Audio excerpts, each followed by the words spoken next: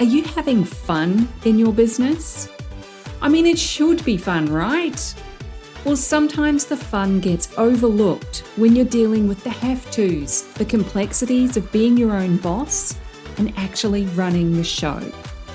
It's my goal that this, the Fun Business, Fun Money podcast, can help reignite your spark of fun by providing tips, tools, insights, and inspiration so you can enjoy running your business in the simplest, easiest, most fun way possible. I'll be sharing practical tips and ideas that you can implement immediately, along with business and money mindset insights to keep you moving forward no matter what's going on around you. I'm your host, Deirdre Amies, the Fun Business and Money Coach and founder of Powered by Personality. Let's play.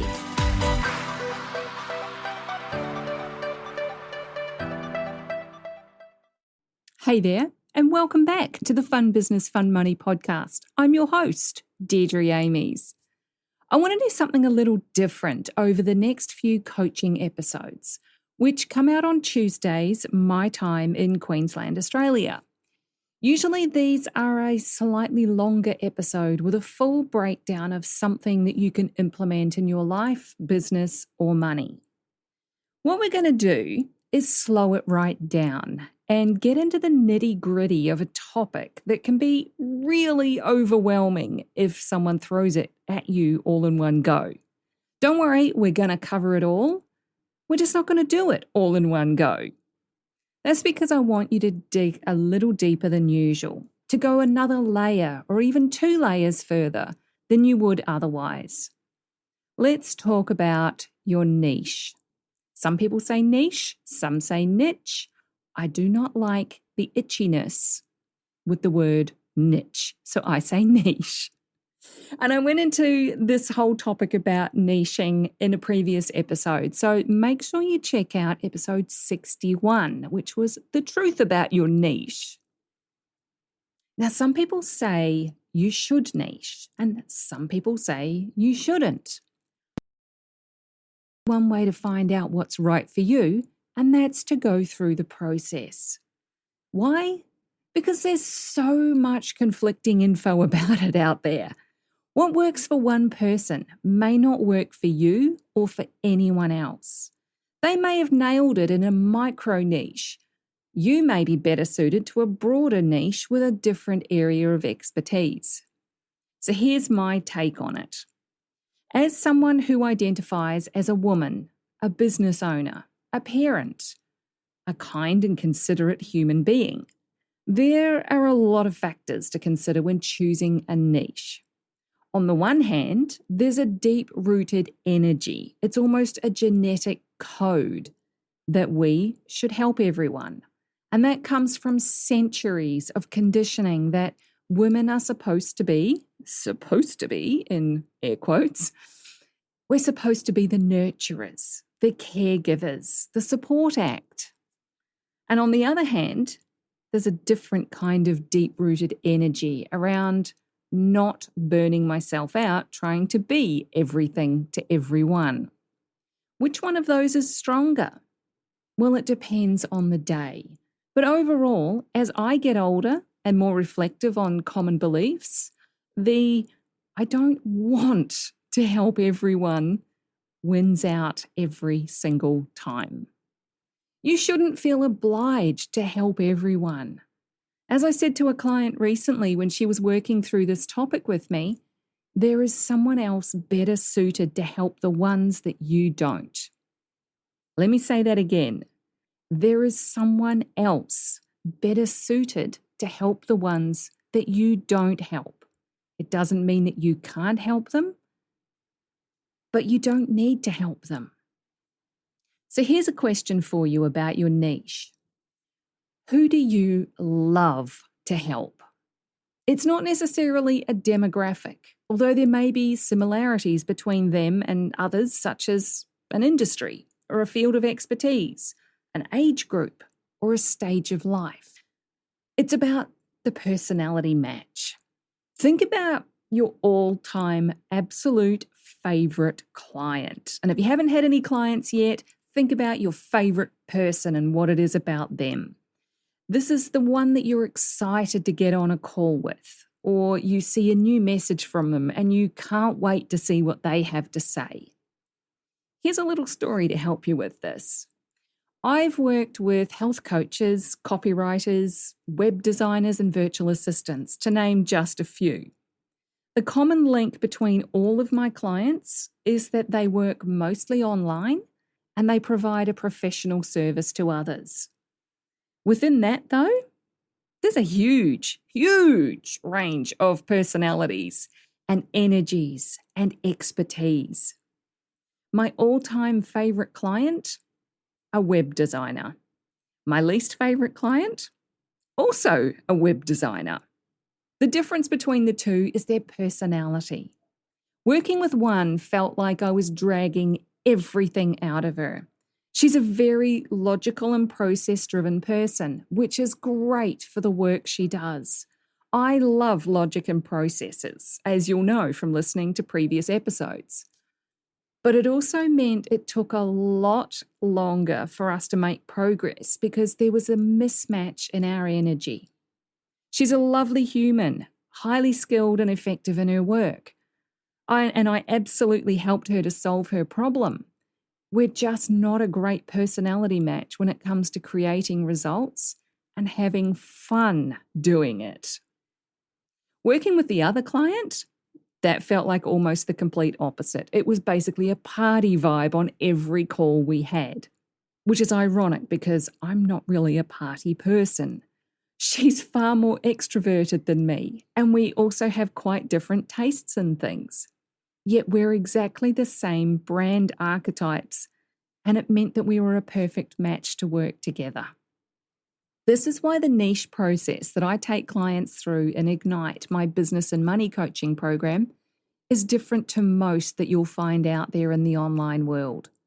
Most of them will focus on demographics or an industry or a gender or any number of standard things. My process focuses on personality, both yours and your ideal clients. We take your brand archetypes, which influence how you show up online and in your business. There are 12 of these archetypes related to your brand in total, but we focus just on your top 2.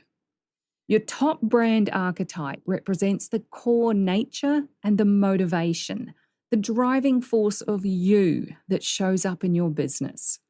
Your second archetype, that gives you the dimension and the personality. It brings a uniqueness to your brand. We also take your money archetypes, which influence how you set your prices and interact with money in your business and your life. With both of those, we've now got a pretty clear picture of how you're going to present yourself. But it's still only half of the picture, because so far, it's all about you.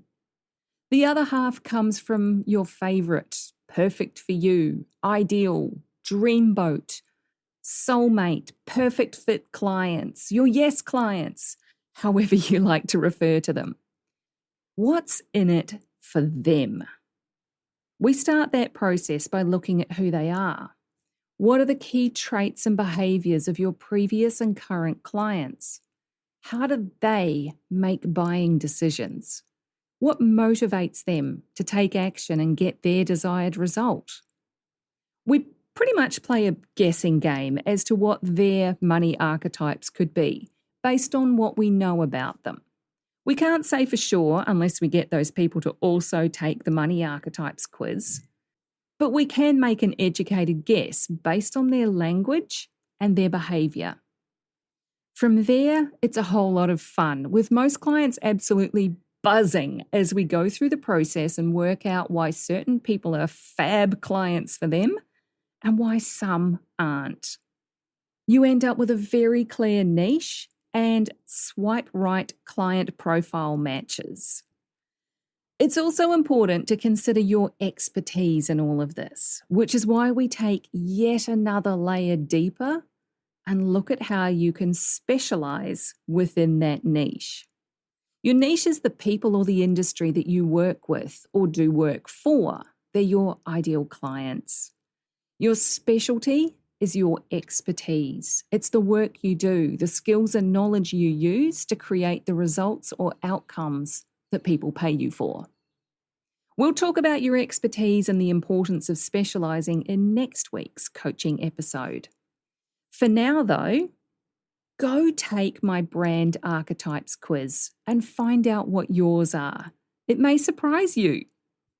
And if you haven't already, take the Sacred Money Archetypes quiz as well. You'll find the links to both of them in the description and in the show notes. I'm not going to read out the URLs for you. It's just easier to click on that link. Getting clear on your niche is an important step for your business, whether you actually niche down or stay more general. It's about having the clarity as to why you market yourself in this way, or that way, or some other way. Whatever you're saying in your marketing, it's speaking to a particular personality trait in someone else. Knowing what that impact is makes everything feel easier. It creates more freedom and simplicity for the words that you write, the content you create, and the steps that you take your clients through. If this is resonating with you and you'd like to know more about my Ignite niche process, let's talk. Is your marketing actually working? I'm not a marketing guru, but I know how to make it work through this process. Could you do with some tweaks to your brand and your wording so it's hitting home for the right people? Send me a DM and let's have a chat about what you need and how I can help you. I'm at Fun Business Fun Money, all one word, on Facebook and Instagram, and on Threads.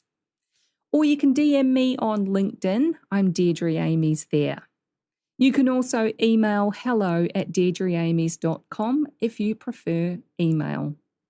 You'll find the links to all of those ways to get in touch in the description and in the show notes, because let's face it, my name is not easy to spell. That's what I got for you today. Should you niche? Should you not? That is the question we're going to keep answering over the next few episodes. Make sure you join me for next week's episode, where we're going to look at how your particular set of skills can help a particular set of people. And if you're getting a little Liam Neeson vibe there around a particular set of skills, you're spot on. Take care. Take the 2 quizzes to find out your brand and money archetypes. Have fun, and I'll catch you in the next episode. Thanks for joining me. If you found this episode useful, make sure you hit that follow button on your chosen podcast platform so you get the notifications when each new episode goes live and you don't miss anything. If you know someone who would also get something from it, don't be shy, share it with them. One of the best things about being a business coach for online entrepreneurs is helping them make sense of their creative ideas and turn them into a simple, clear business system that actually makes money. A client recently described me as a castle building expert. You've got the big vision and some of the building materials already, but you don't quite know how to bring it all together into a solid foundation. Then I come along and I show you the blueprint that makes sense of it all. I love that analogy. And I'd love to show you your personalized blueprint, the one that's just right for you and your clients. But I can't do that until you join Ignite, my business and money coaching program. So head on over to deirdreamies.com/ignite for all the details. Fill out the application form and let's talk about building your castle in the simplest, easiest way possible.